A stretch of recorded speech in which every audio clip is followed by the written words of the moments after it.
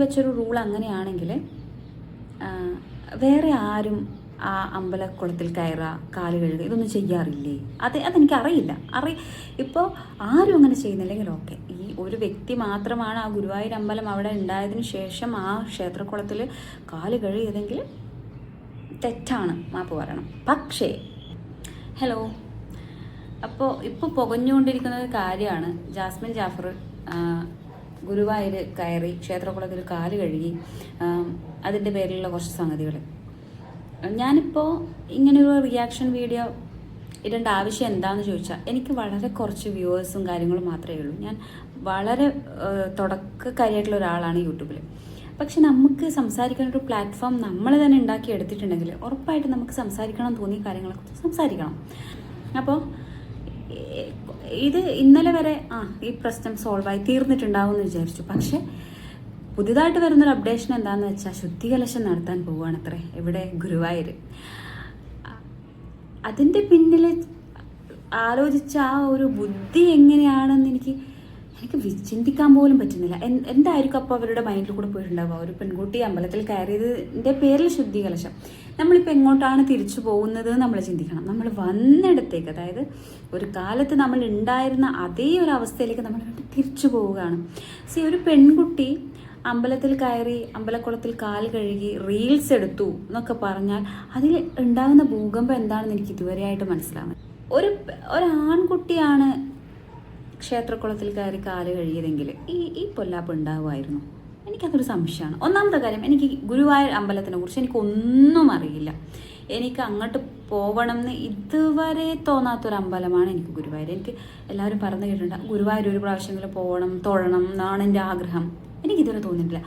ഞാൻ ദൈവം എന്ന് പറഞ്ഞൊരു വിഗ്രഹാരാധന എനിക്കില്ലെങ്കിലും എനിക്ക് വിശ്വാസം എന്ന് പറഞ്ഞൊരു സാധനമുണ്ട്. നമ്മൾ ജനിക്കുന്നു, ജീവിക്കുന്നു, മരിക്കുന്നു എന്നുള്ളൊരു പ്രോസസ്സിൽ എനിക്കൊരു വിശ്വാസമുണ്ട്. ആ ഒരു വിശ്വാസിയാണ് ഞാൻ. ആ ഒരു തലത്തിൽ ഞാനൊരു വിശ്വാസിയാണ്. അപ്പോൾ ഇതുവരെയും എനിക്ക് ഗുരുവായൂർ അമ്പലത്തിൽ പോകണം, അവിടെ തൊഴണം തോന്നിയിട്ടില്ല. അതിന് മെയിൻ റീസൺ എന്താണെന്ന് വെച്ചാൽ, ഞാൻ ഇതിനെക്കുറിച്ച് അങ്ങനെ ഒരുപാട് അറിവില്ല ആളൊന്നുമല്ല. എന്നാലും ഞാൻ കേട്ടിട്ടുള്ളൊരു കാര്യം എന്ന് വെച്ചാൽ, പണ്ട് ഇപ്പോഴങ്ങനെ ഉണ്ടോയെന്ന് എനിക്കറിയില്ല, അഹിന്ദുക്കൾക്ക് പ്രവേശനം ഇല്ല എന്ന് എഴുതി വെച്ചിട്ടുള്ള ഒരു ബോർഡ് അവിടെ ഉണ്ട്.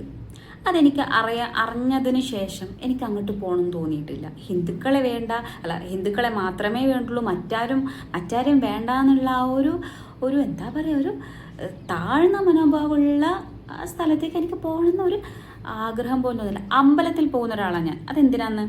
നമ്മളിപ്പോൾ അമ്പലത്തിൽ പോവുക. ഞാനിപ്പോൾ ഇവിടെ ഡൽഹിയിൽ ജീവിക്കുന്ന ഒരാളാണ്. അപ്പോൾ ഇവിടെ നമ്മുടെ ഇതിൻ്റെ ഉള്ളിൽ നമുക്കൊരു അയ്യപ്പ ടെമ്പിൾ ഉണ്ട്. നമ്മളവിടെ പറ്റുന്ന എല്ലാ ആഴ്ചയും ഞാൻ പോകും. അവിടെ പോയി കഴിഞ്ഞാൽ നമുക്ക് കിട്ടുന്ന ആ ഒരു പോസിറ്റീവ് എനർജി, ആ ഒരു കർപ്പൂരത്തിൻ്റെയും ആ ഒരു എന്താ പറയുക, ആ ഒരു ദീപം, ആ ഒരു വിളക്ക്, ആ വിളക്കെണ്ണയുടെ മണം, ഭജന, എനിക്ക് അതിനേക്കാൾ വലിയ പോസിറ്റീവ് എനർജി എവിടെയും കിട്ടിയിട്ടില്ല. നമ്മൾ പറഞ്ഞു വന്നിട്ടുള്ളൊരു കാര്യം എന്താണെന്ന് വെച്ചാൽ, ജാസ്മിൻ ജാഫർ ഗുരുവായൂർ അമ്പലത്തിൽ കയറി റീൽസ് എടുത്തു, കാല് കഴുകി. റീൽസ് എടുക്കാൻ പാടില്ലാത്ത സ്ഥലങ്ങളിൽ നിന്നും ജാസ്മിൻ ജാഫർ റീൽസ് എടുത്തു. ഇത് ഇന്ത്യ പാകിസ്ഥാൻ ബോർഡറൊന്നുമല്ലല്ലോ, കേരളത്തിലുള്ള ഒരമ്പലമല്ലേ, അവിടെ കയറാൻ പാടില്ല, ഇത് ഭയങ്കര റെസ്ട്രിക്റ്റഡ് ഏരിയ ആണെന്നൊക്കെ പറയാൻ എനിക്കറിഞ്ഞൂടാ. അത്രയും വലിയ VIP ആണോ ഈ ഗുരുവായൂരപ്പൻ എന്ന് പറഞ്ഞ ആൾ? എനിക്കറിഞ്ഞൂടാ. എനിക്കങ്ങനെ തോന്നിയിട്ടില്ല. സീരിയസ്ലി എനിക്കങ്ങനെ തോന്നിയിട്ടില്ല. പിന്നെ ഒരു പെൺകുട്ടി കാല് കഴുകിയാൽ ഉണ്ടാവുന്ന അശുദ്ധി എന്താണെന്ന് ഈ ദേവസ്വംകാർക്കൊന്ന് പറഞ്ഞാൽ കൊള്ളാം.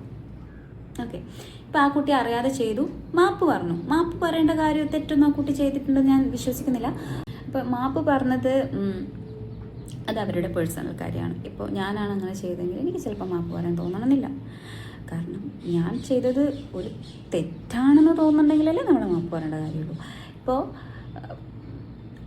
അവരുണ്ടാക്കി വെച്ചൊരു റൂൾ അങ്ങനെയാണെങ്കിൽ വേറെ ആരും ആ അമ്പലക്കുളത്തിൽ കയറുക, കാല് കഴുകുക ഇതൊന്നും ചെയ്യാറില്ലേ?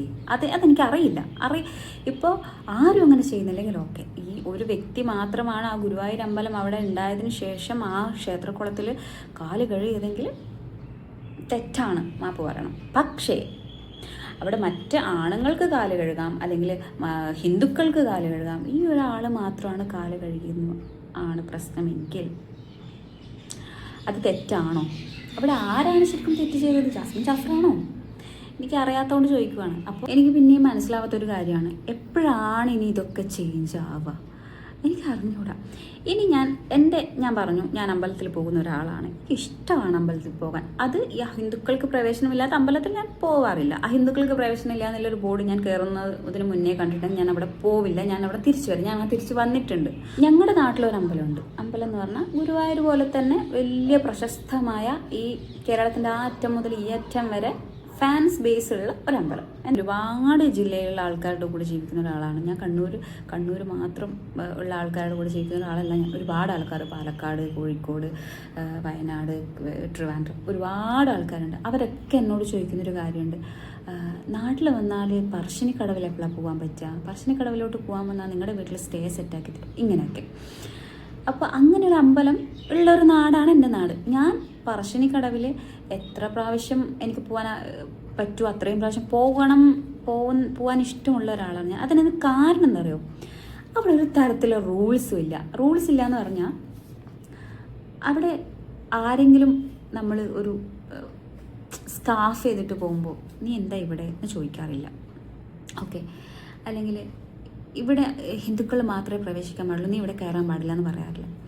ഇനി അതുമല്ല, ഒരാൾ കയറി വരുന്നു, ഇപ്പോൾ ഏർലി മോർണിംഗ് കയറി വരുന്നു, ഇപ്പോൾ വിശന്നിട്ട് കയറി വരുന്നു, വരൂ കയറി ചായ കുടിക്കുമെന്ന് പറയാം. മുന്നേ അവിടെ എനിക്കത് പറയുമ്പോൾ ഇങ്ങനെ മനസ്സ് ഇങ്ങനെ സന്തോഷം കൊണ്ട് ഇങ്ങനെ വിങ്ങും. ഞാൻ ആ ഒരു നാട്ടിലുള്ള ആളാണല്ലോ എന്ന് ആലോചിക്കുമ്പോൾ. അവിടെ മുന്നേ ഒരാളുണ്ടായിരുന്നു, നമ്മുടെ ഈ ചായ കൊടുക്കുന്ന ആ സെക്ഷനിൽ ഒരാളുണ്ടായിരുന്നു. അവർ മരിച്ചുപോയി. പക്ഷെ അവർ മരിച്ചതിന് ശേഷം ആ ഒരു എന്താ പറയുക, അവിടുത്തെ ആ മനുഷ്യൻ്റെ ഒരു പ്രസൻസ് ഭയങ്കരമായിട്ട് ഓരോ നിമിഷവും ഞാൻ അവിടെ പോകുമ്പോൾ എനിക്ക് മിസ് ചെയ്യാറുണ്ട്. ആ ഒരു മനുഷ്യൻ്റെ ആരാണെന്നറിയില്ല, വരുന്നവരോടെല്ലാം ചിരിച്ചപ്പോൾ ഒരു കയറിയിരിക്കും, ചായ കുടിക്കും. അതാണ്. അവിടെ നിന്ന് നമുക്ക് മമ്പായിരുന്നു ചായ എന്നൊക്കെ പറഞ്ഞാൽ ചിലപ്പോൾ ആദ്യമായിട്ട് കുടിക്കുന്നത് ഇതാണോ ചായ എന്ന് ചിലപ്പോൾ ചിന്തിക്കും. പക്ഷേ അതിൽ ഇത്രയും പാലും ഇത്രയും വെള്ളമുള്ളൊരു ചായ ആണെങ്കിലും അത് കുടിച്ചു കഴിഞ്ഞാൽ നമുക്ക് കിട്ടുന്ന ഒരു എനർജി ഉണ്ടല്ലോ, അത് കുടിച്ചാലേ മനസ്സിലാവും. അത് മറ്റേ ദൈവ സാന്നിധ്യം അങ്ങനെയല്ല ഉദ്ദേശിച്ചത്. ആ വിശക്കുന്ന സമയത്ത് നമുക്ക് കിട്ടുന്ന ആ ഒരു ഗ്ലാസ് ചായയും ആ പയറും, അത് എനിക്ക് തോന്നുന്നു മറ്റെന്തിനേക്കാളും വലിയ പ്രസാദം എന്ന് വേണമെങ്കിൽ പറയാം. പ്രസാദിക്കപ്പെടുന്നത് നമ്മൾ അവിടെ പോകുന്ന ആൾക്കാരാണ്. ഓക്കെ, ഇവിടെ പോയി കഴിഞ്ഞാൽ ബ്രേക്ക്ഫാസ്റ്റിന് നമുക്ക് ചായയും മമ്പയരും കിട്ടും. അതിനുശേഷം ഉച്ചക്ക് ആരും എങ്ങനെയാണെന്നൊന്നുമില്ല, എപ്പോഴും അവിടെ പോയി കഴിഞ്ഞാൽ ചോറ്, പരിപ്പ് കറി, മോര് കറി, കുശാൽ, അത് നമുക്ക് എത്ര വേണമോ അത്രയും തരും. അതാണ്. പിന്നെ നമ്മുടെ അവിടെ കയറുമ്പോൾ തന്നെ ഒരുപാട് ആൾക്കാർ മുത്തപ്പൻ്റെ ചിത്രം വരച്ചത്, അതിലൊരെണ്ണം നമ്മൾ പേപ്പറിൽ വരച്ച സാധനം പോലും അവർ കളയില്ല, അത് അവിടെ പിടിച്ചു വെക്കും. അതൊക്കെയാണ് ശരിക്കും നമ്മൾ ക്ഷേത്രം, അമ്പലം എന്നൊക്കെ വിളിക്കാൻ പറ്റുന്നത്. സീരിയസ്ലി അവിടെ ഒരു റെസ്ട്രിക്ഷനും ഇല്ല, ആർക്ക് വേണമെങ്കിലും. നമ്മുടെ ഈ മുത്തപ്പൻ തെയ്യം കിട്ടുന്ന സമയത്ത് പറയുന്നൊരു കാര്യമുണ്ട്, ഞാൻ വരുന്നവരെ മടക്കാറില്ല, പോകുന്നവരെ വിളിക്കാറുമില്ല എന്ന്. അത് തന്നെയാണ് ശരിക്കും വേണ്ടത്. ഓക്കെ, വന്നവരെ മടക്കുക എന്ന് പറഞ്ഞാൽ അതിനേക്കാൾ വലിയ